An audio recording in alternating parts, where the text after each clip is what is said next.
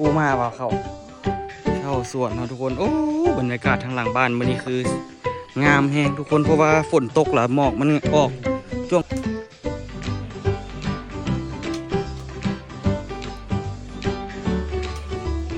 เงียบเดี๋ยวมื้อนี้มื้ออินมื้อเที่ยวมันโทรมาทำท่าไอ้ยังอะไรที่เขาได้ยินไปจะเตะ สบายดีทุกคนสบายดีตอนเช้าเนาะทุกคนเช้ามื้อนี้ตัวสิได้เดินทางไปกับแอนแน่เนาะแต่ว่าพอสดก็กลับแล้วทุกคนเมื่อวานนี้เพิ่นพาเพิ่นมาก่ออันนี้ขึ้นก่อขึ้นแล้วซ้ำปูนล่ะพอดีเพิ่นเป็นวัดเนาะทุกคนเนาะเป็นวัดก็เลยแบบไฟบ่มาในไฟดับเนี่ยเมื่อวานนี้มืดมือเนาะแต่มากลางคืนกับใครเด้เมื่อคืนนี่นอนจนสิบ่ได้มันฮ้อนมากลางคืนล่ะเปิดแอร์นิดนึงล่ะคือว่าหลับได้มีแฮงขนาดเมื่อคืนนี่ตอนไฟมาตอนลำอิดอาบน้ำแล้วก็ยังฮ้อนอยู่โอ้มีแฮงยาวเลยเบิ่งพอสุดเห็ดแล้วเนาะแต่ว่าตอนนี้นี่ก็ขั้นอันนั้นเดินไปจันเด้อขั้นตอนลูกไปขั้นว่าท่านเอาอันนั้นล่ะบอกเขาจะเอาดินมาใส่ปลาไว้มันอันนั้นอะไรโอ้เหลือทั้งกลางเลยยังบริเห็ดเนาะตัวนี้นะยังขี้ไล่กับกอในนึงบอกกับยังตัวนี้ยังขี้ไล่นี่กับกอตัวนี้ใส่ฝานี่นะกอตัวนี้ใส่บอลเทปูนนี่นะเพราะว่าปูนตัวนี้แน่นเขาจะเห็ดนะกระซ้ำในเทคานที่จริงกับกอตัวนี้ค้ำตัวนี้แล้วก็มีแต่กอตัวนี้ค้ำตัวนี้จักหน่อยนึงบอกแล้วก็เอาให้เขาเจ้าดินมาใส่ให้ผัดผสมบุยูแห้งบุยเห็ดแล้วหรือบอกกันนั้นไม่จันจ้างเขาเจ้ามากอบนนี้อีก2 วันนะแล้วก็ยังขี้ไล่กระทมดินแล้วก็มาปะไว้นะหรือว่าที่เทคานแล้วเบิดก่อนวะแล้วจึงมาใส่ทันที่เทคานก็แล้วปีใหม่ก่อนก็ได้บอกขึ้นมาถมปะไว้แล้วก็ค่อยๆมาดินท่านะแต่มันก็คือที่แน่นไว้ดอกห้องมันบนใหญ่เฮงเฮ็ดเป็นห้องเป็นล็อกบ่ได้เฮ็ดแบบให้มันลวดประเดี๋ยวนะทุกคนมาแล้วเทคานนี่จนจำพี่อันนี้ก็เทคานท่าเทคานกันซะเทคานแล้วเบิดแล้วจึงนะเอาดินมาใส่เนาะแทงน้ำกับเบิ้งไปแล้วที่เอาขั้นใดลงไปแปลงก่อนแต่มื้อหน้าก่อนใครได้ทุกคนเนาะมื้อนี้ฝนตกทุกคนเมื่อวานฮ้อนแท้ฮ้อนว่ามื้อนี้ฝนตกก็เลยแบบอากาศเย็นสดชื่นเลยทางนี้ก็กอเรียบร้อยละถือว่าเกือบละเอียดแล้วทุกคนเนาะค่อยไปพัฒนาที่ได้ไปที่ได้ไปไต่กับไอ้แน่กับไปก่อนหลังสงกรานต์แล้วจึงว่ากันไหมเฮ็ดห่านเนาะน่าจะแล้วประมาณช่วงเดือน5กับเดือน6นี่แหละขั้นกลับมาจากสงกรานต์ก็มีเวลาเต็มที่เฮ็ดกับมันเต็มที่ฝนตกตอนนี้ก็คือสิมีน้ำเดี๋ยวบอกไม่จันเนาะน้ำห้วยเจ้าไหนก็ได้คือกันนี่แต่ว่าคือสิได้โบราณเนาะอันนั้นนะไม่จันเฮ้ยไหนวะอันอ่างน้ำทางลุ่มมันนะไปซื้อสีนะหลังคาล่ะเอาขั้นใดไปย่องบ่แล้วค่อยๆทาสีหาลบนึงมันก็อยู่แล้วนะพอได้เก็บน้ำเฮ็ดเมื่อไหร่ก็บ่ทันเลยบ่นะให้ไผ่มาเฮ็ดให้บักตาลเฮ็ดก็ได้เดี๋ยวที่สร้างบักตาลไว้ฮะให้มันไปทาจะสีหาเปลือกเนี่ยนะทาบา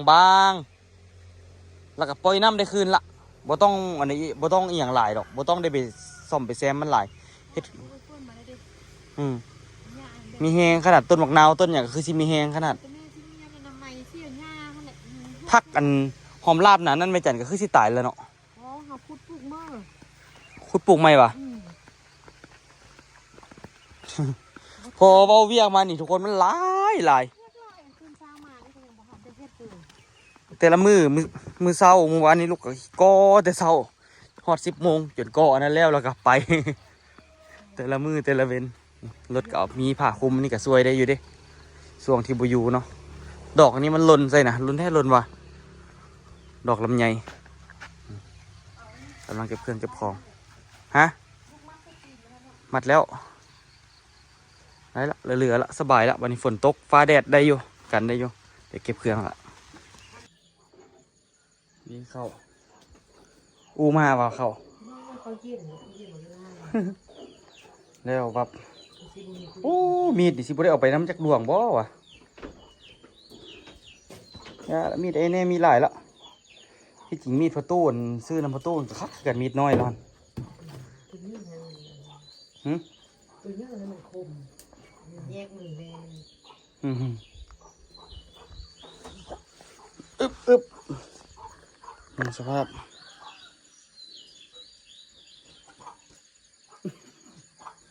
เบิ่งกล้องดีขนาด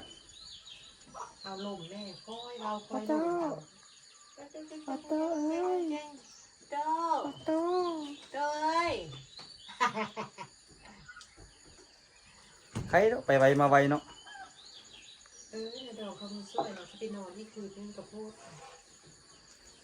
มันก็คือได้น้ำชวงหน่อยก็ได้ไป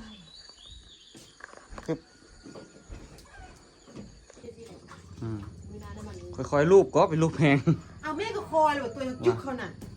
คมแหงว่ะ เอามันเงื่องอยู่มันเงื่องนะ เอาไปเอามามีดอันนี้สิได้ใส่ดูเอาให้เอาว่ะเอาซื่อ แม่ตากแดดแล้วแม่เราบอกมายางเลย ๆแม่จันมักอันไหนที่มันเบา แม่มากเบา ๆลูกเราเบาหลายมันบ่ได้แหงรู้สึกว่าใส่อันน่ะใส่ส่วนกันแม่จันมักแต่ส่วนน้อยๆหั่นลูกเราบอกโอ้รำคาญมันน้อยโพด แม่ที่เริ่มเสียหญ้าคือมันเที่ยงเติ้ลหมดแล้วมันยังแต่ต้นไม้ต้นตอกนะ ว่า เอา อัน เพื่อนแม่ไปห้าอันดาวมาช่วย ปลูกบวมอยู่ว่ะ มาบวกแม่ลงไปเมื่อเดือนนะ ลงละ เป็นลงถ้าเขาพ่นมาฟังมันได้ทันถ้าพ่นมาแล้วกัน ฝั่งไว้คันมันบ่ถึกน้ำมันก็บ่ออกกันเนาะ แม่พ่นมามันก็ออกเอง ถ้าฝนมันมาเอา คันพ่นมาบ่ออกเขาก็ฟังต่อ ซีนนี่ก็ได้กินดีเนาะมื้อหน้าอันซื้อมาย่างแล้วเฮ็ดอันนี้ไว้ก็ดีคือกันกินง่ายโอ้ยดอกคันหิวมาเอาคำว่าจะกินไว้ทิ่มสิกองไฟบ่เดียวก็ได้กินละอันนี้เฮ็ดอันน่ะเอาซีนกินนิดนึงก่อนออกเดินทางเนาะไอ้แน่ก็ยังเก็บเครื่องเก็บของอยู่ตอนนี้นี่ก็เลยมาเฮ็ดแนวอยู่แนวกินท่าโธ่สิได้เดินทางกับไอ้แน่นี่ก็ประมาณอาทิตย์เดียวอาทิตย์หนึงพอดีมาฮอดพอดีช่วงสงกรานต์วางแผนกันละ มื้อนี้วันที่6คุณบอก ที่6 ที่6 น่าจะวันที่12บ่ทันกับที่บ่ทัน12น่าจะฮอดแล้วบ่10 มื้อนี้ 12 งานเวลานี่ควร นั่นแหละที่จริงตั้งใจว่า13ว่าสิมันฮอดลองซานนี่แหละแล้ว14สิไปเวียงสินะ อันลูกอันมาทำควรดีเลยมากินตัวงัว ขางัวพุ่นน่ะขอนใหญ่ป่ะ แต่ที่ว่ามันควรใหญ่นี่ดอกข้างงัวแล้วเนาะ คือขวัญพิลึกเลยเนาะลูกแม่นก็สิมาว่ะบ่เหลือเนาะ มาแทน อันนี้มาเฮ็ดออซีนนำกันทุกคนเนาะตอนนี้แม่จันเอาซีนลงไปละยังคาบักน้อยๆนี่อยู่จักเสียจังไดกับมันนี่จักเสียจังไดน้ำ ไปตลาดในตู้บางน้อยๆน่ะในตู้จะไปตลาด อ๋ออันนี้ก็บ่ได้ว่าสิยากเฮงนี่เนาะแม่จันเนาะ บ่ ง่าย เกลือเป็นนัวตามมะเขือ ๆอืม ใส่ปลาแดกหน่อยนึง แล้วก็เอาผักมาใส่ก็จบสิเนาะ เก็บผัก ผักอีตูใส่น้ำบ่มีบ่ผักอีตู ในตู้บ่มีผักอันนี้เด้ผักบัวละพายนี่ มาก็ได้คือกันเดี๋ยวพอได้กินนิดนึงพอได้อุ่นท้องไปไปกับไอ้แน่ก็จึงแบบประหยัดงบไปนิดนึง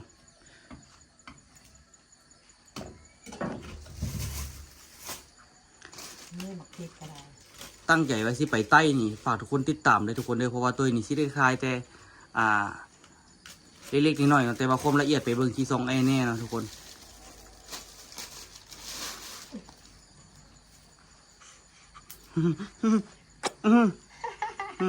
มันห่าวอีหยัง เอ้าเอ้า เมื่อคืนนี่บอกว่าห่าวเมื่อคืนนี่ห่าวแท้ห่าวว่ะ อารมณ์ดีเป็นเฮานี่แหละบางมือก็อารมณ์ดีบางมือก็อยากให้เนาะ ตุกก็ไปดอง ไป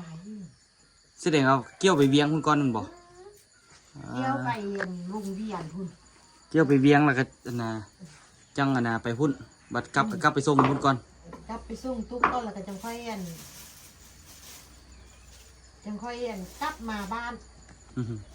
ก ลับไปกลับมา บัดกลับดิ เอาบัดกลับไปส่งนางตุ๊กแล้วก็ไปเอาไอเตอร์มาน้ำพุ กับแฟๆกันเนาะลูกคนละคนเนาะ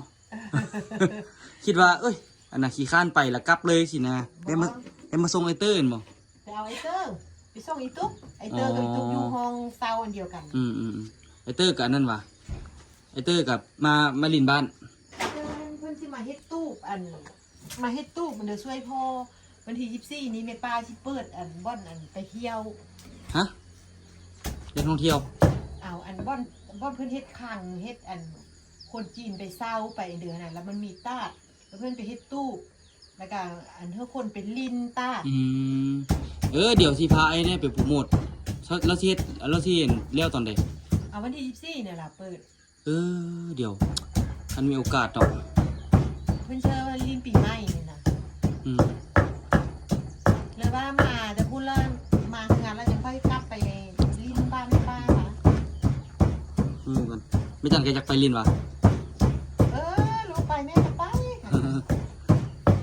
คันพอดีนะนั่นคันคันมื้อนี้ได้ไปน้ำย้อนไปถ่ายโปรโมทให้เราคือสิดีเนาะ บ่ทันแล้วเราพันเปิด เอาถ่ายเกี่ยมไปดิ เราที่เอา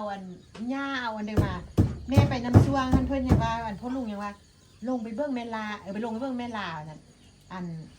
เข้าเฮ็ดปีเดี๋ยวเฮ็ดเดี๋ยวเก็บพนา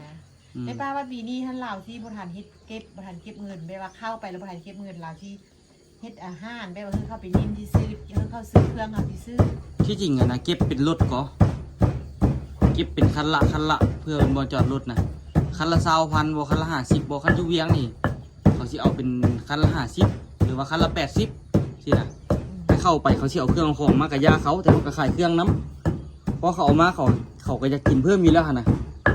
แม่ว่าก็มีคนไปเยอะก็ไปเขาก็ไปดิน มันอยู่ครอบเขตดินของลุงท่านนั่นบ่ เขาตั้งบ้านเขา ก็ดีให้กัน เขาตั้งห้องคนพัก10ห้องติดเอาติดแอร์บัลลังก์มันสัญญา10 ปีคันว่าเข้านี่แล้วแม่นในป่าได้เบิดซาวดินถ้าไปช่วงเส้นไปมันคือแล้วตอนนี้นี่ไม่จันตักเครื่องนะทุกคนเนาะสิใส่กับออก แม่ยังที่ไปเอาเข้างานมาซื้อเมื่อนางคำมาเก็บผักพึ่งใส่ต้มซีให้มันเปื่อยก่อนเดี๋ยวนางคำก็ได้ซะเนี่ยเข้าสวนเนาะทุกคนโอ้บรรยากาศทางหลังบ้านมื้อนี้คืองามแฮงทุกคนเพราะว่าฝนตกแล้วหมอกมันออกจ้วงเลยแล้วก็มาเลาะเก็บผักเนาะทุกคนเพื่อสิได้ไปใส่อ้อตอนเช้านี่เนาะทอดไข่น้ำกระดีเพราะว่าให้เพื่อไอ้แน่กินน้ำเดี๋ยวค่อยทอดเลยค่อยนี่เป็นคนสวนเรานะ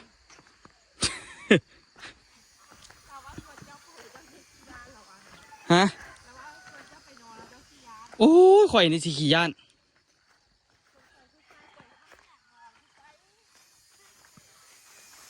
บ่ข่อยแค่ยังบ่ฮู้เธอว่ามันสิไปนอนใส่ได้เด้เอาเส้นไปกลางนอนแถวหมู่บ้านของฮันติ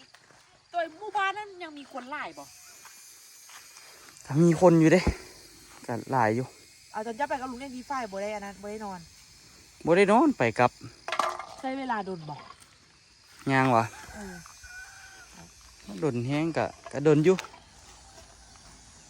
ย่างเข้าไปเบื้องต้นมะนาวซื่นให้ซื่นวะฝนตกมาบ่ได้หดดนแล้วนะทุกคนเพราะว่าอ่างน้ำมันหัวเนาะตัวเล็กเขาออกเบิดแล้วตัวสิไปทาสีกันซึมมันอีกสุดก่อนทาสีกันซึมมันสวยได้หลายขนาดทุกคนสวยแท้สวยวะสวยได้แท้วะเดี๋ยวบัดแล้วตัวสิไปซื้อนั่นสีนั้นมาละชิมปลาไว้ละให้ต้นตาลมาไว้ทาใส่ให้ไม่จันคือจิบุลงไม่จันย่าน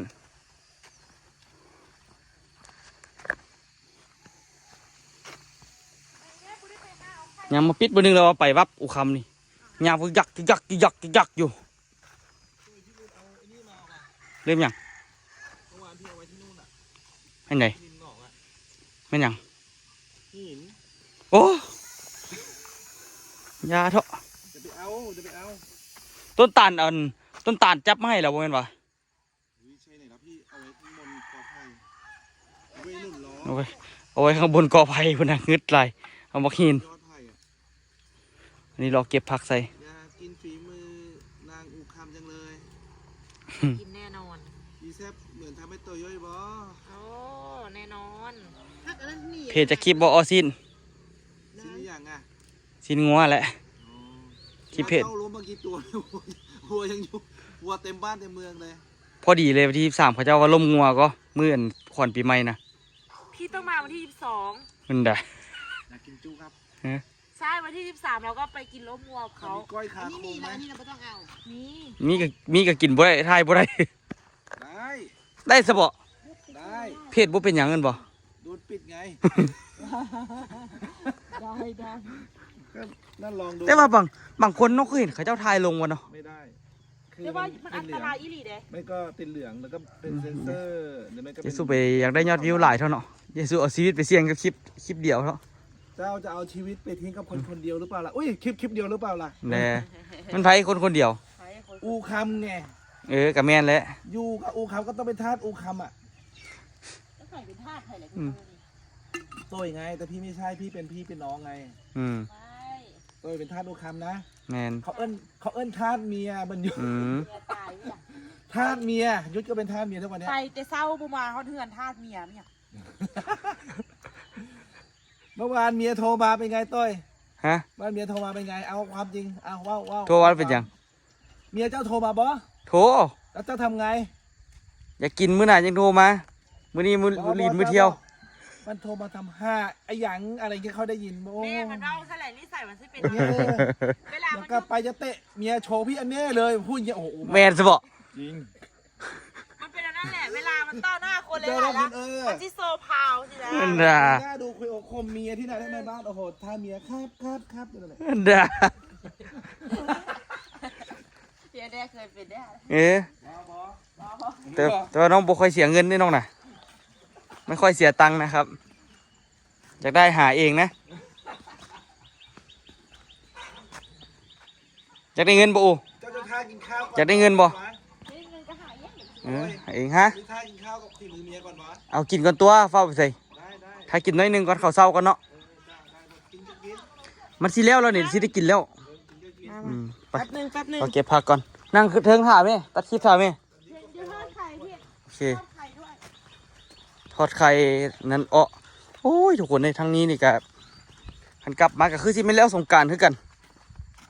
ให้ต้นตาลมาซักดินให้ มันบ่มีไผมา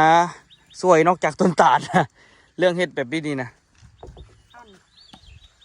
ใส่ได้หรอมะเขือนี่ เมื่อวานนี้ใส่ได้แล้วพี่เสือพอสดเมื่อวานนี้เข้าใจพ่อยุ่เหนือค่ะเพราะว่า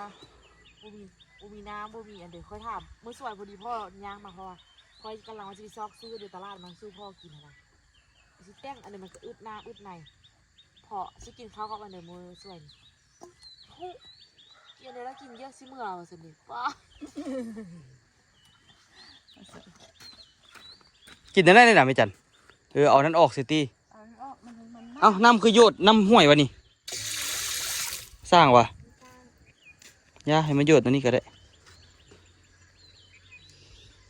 อันนั้นได้สั่งอันนั้นได้สั่งใส่กล่องก่อนเดี๋ยวเขาจะสั่งมาให้เด้อสั่งเขาเจ้าส่งขนส่งมาให้เอาสั่งจาก5 อันหนึ่งพอเปลี่ยนละมันน้ำเขาเปื้อนหิงนะที่จริงสุดนี้ก็ตั้งเปื้อนได้แหละสุดก่อนก็บ่ได้ว่าสิเปื้อนปะนี้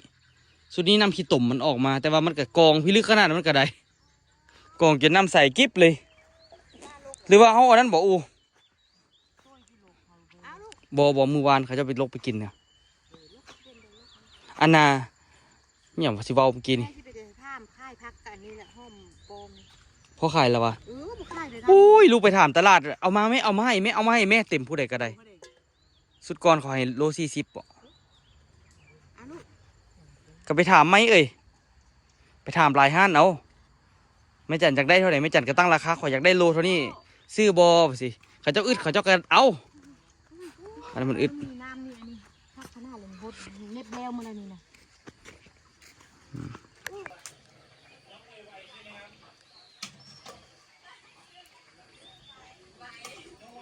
เงียบไปโอ้ กำลังฟังเสียงไอ้เนี่ยตัดคลิปอยู่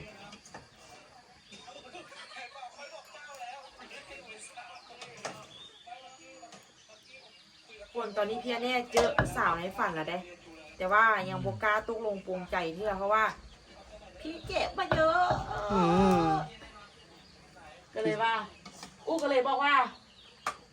ถ้าสิเอาสาวลาวก็ต้องเอาสาวที่อยู่แบบว่า ติดแคมน้ำโขงมันจะค่อยแล้วก็ใกล้ด้านได้จะค่อยไปมาหากันง่าย เอาเบิดได้ แล้วก็ต้องมีให้มีนาเด้ เพื่ออีหยัง เพื่อคอนเทนต์ เพื่อมาถ่ายคอนเทนต์ให้ทุกคนเบิ่ง เด้อ โอ้ยระดับเสียแน่ให้นะบ่ให้พ่อแม่เฮ็ดดอก จ้างอย่างเดียวสิอย่าละ จริงเหรอ เพื่อเอามาถ่ายคอนเทนต์ แม่นแล้ว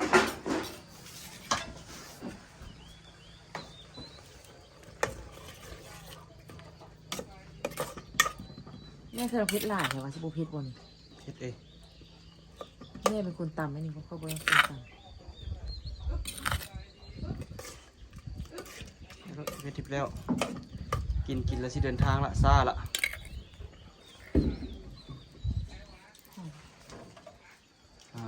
ติดผักบ่นี่อบยอบเลย สบายเนาะเขาบ่ได้ซื้อผักซื้อมีมาอย่างเลยอยู่ส่วนมีครบ ตอนนั้นตะกี้เนาะแล่นนิดนึงตืดหนึงก็ไปตลาด10,000 20,000มื้อละ10 20 30 บ่แท้ก็อยู่ร่องสานี่น่ะบ่เสียเงินแท้ๆก็ อืม ทำไปตลาดก็เฮอแม่ไปเสียน่ะ คันว่าคันว่านะคันว่าตื่นเช้าเนี่ยนี่ได้กินอาหารตลอดก็ทุกคนเนาะ แม่นแล้วว่ะใส่ตัวย่อยมาตื่นสวยนะ มีคลิปที่กระเป๋าแต่ใครความจริงเนาะครับบ่ได้จะเคลือ เอ้ยก็ยังฮับบ่ได้หมู่เว้าให้ก็ได้ ครับหยังบ่ได้ ฮับบ่ได้น่ะเจ้าค่ะนะ ครับหยังเรื่องใด เรื่องทุกเรื่องนิสัยบ่ดีไปเสร็จก็ลืมลูกลืมเมีย ไผว่าลืม มีอะไรเมื่อคืนคล้องแขนสาวอยู่เมื่อคืนอ่ะ ลืมลูกลืมเมียโทรหากับส้นตีนนี่เด้ว่าสันนิวานี่ ไอ้แน่บอกเว้า ได้ เอ้าแท้ ก็มันบอกว่ากลับมาบางจะเตะเมียโชว์พี่ มันด่า กล้าหรือเปล่า มันได้ ความลัง คือขนาด พี่ได้กินเบียร์ฟรีแล้วแหละ อ อย่าลืมนะ อย่าลืมนะ อย่าลืมนะ แต่ก็บอกว่า อันส้นตีนนี่เด้ว่าสันนิป้าบอก ต้นตีนเรื่องใด จะว่าเมื่อวานนี่ โอ้ แม่นเขาจะเอา จัก เดี๋ยวเขาจะได้ยินนะ มีคนตกเทียน เอ้าปิดห้านวะปิดก็ดีคือกันละปิดมากินก่อน เอาไปหน้าคุณ แล้วเราออกเด้อสิจืดไข่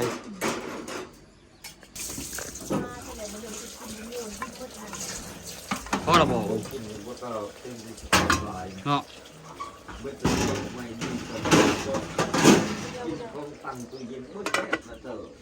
ใส่ประเภทลืมเอาไปป้อนบอกว่าโต้นี่ แท้จริงบ่ใส่ ลืมอย่างวะอย่าเอาโต้กินข้าวมันจะไม่เข้าของมันหรอก ยังบ่ได้ต้มต้องได้ต้ม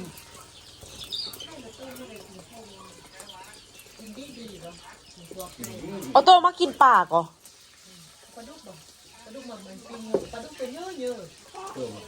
มึงช่วยให้คอนเทนต์นั่นซอกนอกมาเกงไอ้นอกนี่ก็มีนอกแม่ยู่อันโตนอกอันต้อหน้าอันหน้าอันพ่อเตี้ยฮะน่ะ มีข้าวแล้วไม่ได้ใส่เลยเครื่องกาแฟ เจ้าไปเข้าห้านทำให้ ตู้ของหันเลยตู้ว่าเป็นหนึ่งเลยเราไปตู้ที่กันเนี่ย กินไข่ เปิดให้ต้อยทำกับข้าวไปนะโอ้ เป็น โอ้ทำซุปพี่ไม่ได้นะพี่พูดจริงๆนะต้อยเนี่ย ฮะ ต้อยทำซุปพี่ไม่ได้นะพี่ทำแค่ทุกวัน เออ ลองเบิ่ง โอ้ยมันนอกแล้วนี่เดี๋ยวอย่าให้มันติดกระทะเขาร้อนอย่างนี้เลย เสีย เออเอา เสีย โอ้โห มันยังบ่ทันแห้งเด้ เชฟกระทะเฮีย เน่เสียกระทะห้างนะให้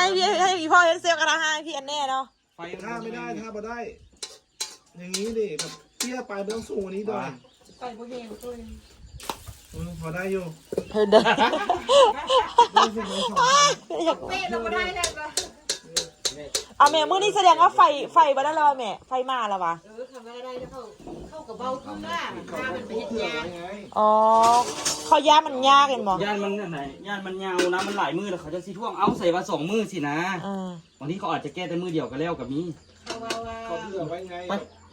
กิน ถ้า ข้าว ว่า กิน เห็ด ข้าว มันปั๊มได้ที่มันก็ยุดทำโบได้จะได้ตั้งกุ้งไหม ทำตู้อยู่กินตู้ จัดไปได้ยีดอกวันนี้ เอา กินนี่ เอาเรื่องไงนะ มี2อันโอ้ยบ่มีผักกับเด้เนาะบ่ทันส่วนผักเนาะเอาอย่างนี้ อยากดิบก็ได้มะมะเขือก็คือมะเทียมมะเขือกินเบิร์ดพริกแพ็ค ตอนที่เอามือเขาจับครับ แก้วต่อ กระเทียมนะ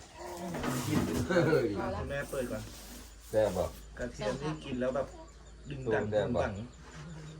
แซ่บบ่ จริงเปล่าไม่รู้อ่ะกระเทียมเนี่ย งูนะนี่ลองเบิ่งไง โอ้พี่กินทุกวัน กระเทียมนะ กินได้ก็ดี เรื่อง เทียม ถ้าสำมากก่อนแต่มันต้องเป็นกระเทียมมันอ่อนเลยโอ้อันนี้มัน น้องสร้างกินมันติดปาก มันต้องอันนี้มัน ถ้า เกลื กินกระ อ เทียมสดมันกินติดปาก มันจะกินแบบแต่ไม่เป็นไรหรอกปากพี่ไม่หอมลงเมืองไทยก็นั่นแหละเขาเกลียดไปเถอะจริง ไปที่ไหนก็เจอแต่คนปั่นเนาะ อืม เมื่อกี้ท อร่อยอ่ะ ำก็น้อยเนี่ยยากอาปากงำน้อยปุ๊บตามนิดนึง มันแซ่บท้องวะ เข้ากัน เนื้อมันจะแซ่บกว่า ส่งหนังว่าเป็นกินละ ต้มน้ำเอากินมาตัว เอาเป็นตะกินเอามันเหม็นนะ มันยังเม่นได้แล้ว เป็นหมันละ คือมันเสียแล้วมันจะไม่เป็น มันบ่เป็นหรอไม่จัน เสียเป็นละบุกพากินเนาะโดนนะ นั่งข้างล่างไม่ได้เอาเข้าตู้เย็นแล้ว โอ้ นะ ไม่เป็นไรแม่เปรี้ยวดีแล้วข้าวมาก็กินหมดแหละ ไม่ได้เอาเข้าตู้เย็นแล้วมันมีกลิ่นน้อย มาแม่งจะแน่แล้วหมัก มีกลิ่นน้อยนึงเราให้ต้มเหมือน อืม ต้มน้ำ ลองนะ น้องก็เป็นกินเลย สาม ต้มไม่ ตัว จี กิน นจีนจะเหยียบแม่เผาเฮหนาเนื้ออีกบอก เขาได้กินข้าวเช้าแซ่บท้องกินคำแรก เป็นแค่บุมักกินเขา วันเรากินตอนบ่าย2แล้วทำงูทำ เป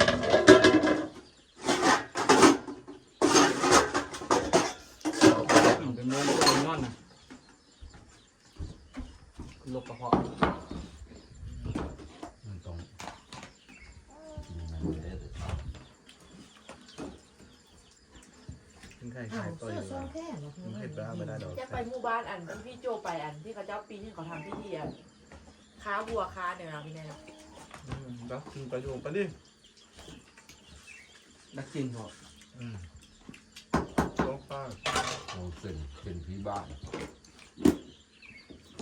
แม่เดี๋ยวคือปลาแข้ง เขาทออยู่เป็นอะไรนะเวียดนามเทลดูโฮจิมินห์เทล นี่เหรอ อันนี้แหละส้มหนัง กับพวกบลู แบบใหญ่ขนาด กินเบิ้ง เอาแต่ว่ามันแกงกระด้างมันเนี่ย เหมือนแกงกระด้างเลยมันจะเย็นแล้วมันเย็น คือมูเงาอ่ะ เป็นไง ไม่เป็นไรนะก็ปกติแม่ หนังนั้นมันมีกลิ่นน้อยนึงแม่จะส้ม แล้วถ้าทำแบบร้อนๆว่ามันน่าจะแซ่บนะ อ๋อใช่ไหม มันบริเวณ แล้ว มันเป็นผัก เบิด สด เอ เลย เงยหน้าห้องเขาอีกแล้ว เขา เงยหน้าคืออีกแล้ว กินมักหมอนกินแค่กินแล้วก้อนเท่าเดิมกับบุพอ กินในกระทะน้ำซุปน้ำปลาเพื่อนเลยเงี้ยเงี้ยอยู่เลยมัน มือเท่นั้นนะ มันก็ตาย ยังเผ็ดยังไง เมื่อคืนนี้จนจะเที่ยงคืนมันไม่นอน ยินบอกจู่มาห้องเมื่อคืนนี่ร้องเสีย เราพ่อ อย่างนี้ตั้งโบยากขาดที่ขาดแล้วมันจะตื้น ตัวรับแล้วก็เห็นเด็กเลยเมื่อคืนสภาพมากอยู่ มันแพงไปนิดนึงนะ เขาบ้างเลยเนี่ย บอกเลยได้ บอกเลยนี่อูไทยหมดตัวแน่เลยอูยิงบ้าหัวอยู่ ดูแบบดู ไอ้นี่แห้งมัดโต๊ะจริงคือเลข400,000 โอ้ยมึงซื้อเล็กกล้วยซื้อเล็กกล้วยบางคนบ่อถือแล้วมัน เนาะเอาเลยซิ่งอีกอ่ะเอาเลยซิ่งอีก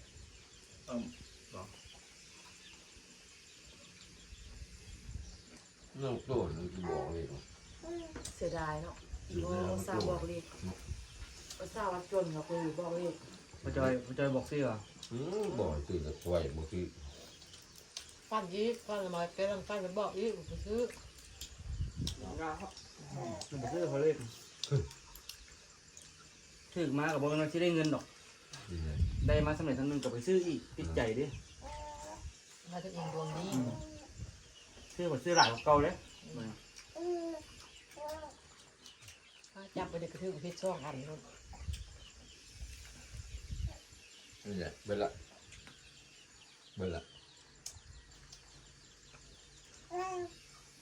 เอามากินข้าวกินแย่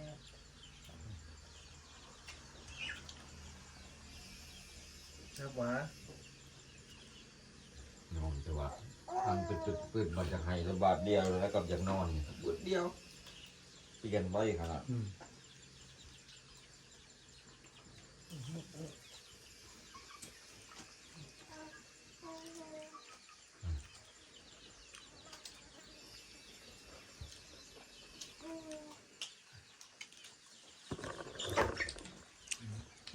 อ๋อจ้า ไปปะออโต้แล้วนี่ไปปะออโต้แล้